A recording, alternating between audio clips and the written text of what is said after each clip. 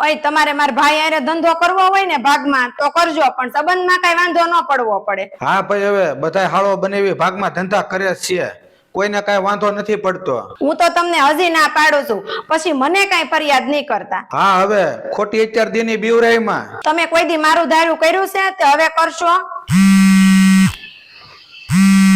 જો તારા ભાઈ નો ફોન આવ્યો. હા ભાઈ, બોલો બોલો. હા બસ જો આવું છું. કેમ છો તમારા બેન ધંધાનું?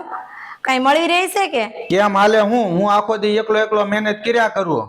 તારો ભાઈ ઓફિસે આવે 1 કલાક કામ કરે ને પછી એસી ચાલુ કરીને હુઈ જાય લાંબો થઈને. તમે કઈ ઓછા નથી, આખો દી તમે એને જ નીકળ્યું કામ સિંજા કરતા હશો. મને ખબર જ હતી તું તારા ભાઈ નું પાખડું હેઠું નહીં પડવા દે. હું આખો દી બળ કરું છું, ઈ તને નથી દેખાતું? એ નો પોહાય ને તો તમારા બે નો ધંધો જુદો કરી નાખો. રોજ આવું ઉતરેલ કઢી જેવું મોઢું લઈને નહીં બેસતા. ઈ તું નો કે ને તો મેં તારા ભાઈ ને ઘેરે બોલાવ્યો છે, એને કાઢી નાખવાનો છે ધંધામાંથી, પછી ભલે ઈ રખડતો. આ જો આવી જો એનું કાળું મોઢું લઈને. તમે કઈ બોલતા નહીં, બધું શાંતિથી પતાવી દેજો. હું કઈ છે ને એનથી બીતો નથી. એ હું કઈ ટોપી છે?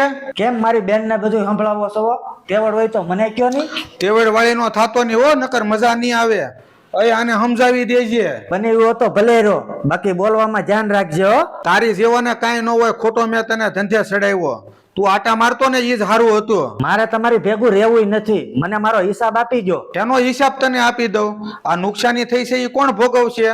પેલા પૈસા લેતો જા ઘેરેથી નુકસાની ભોગવવાના. મેં તમને ના પાડી હતી ને ભેગો ધંધો કરવાની. 100 હું એક ધારી. ઈ તું મને નીકળ્યું કેમાં? આને કે આ તો મારી બેન છે ને એટલે જાતું કરી દઉં છું, બાકી બીજો હોય ને તો લીધે પાર કરું. મિત્રો, ધંધો ગમે એવડો મોટો હોય પણ સંબંધથી વિશેષ કાંઈ નથી હોતું. જો તમને અમારો આ વિડીયો પસંદ આવ્યો હોય તો લાઈક કરો, વિડીયોમાં કોમેન્ટ કરો અને વિડીયોને વધુમાં વધુ લોકો સુધી શેર કરો.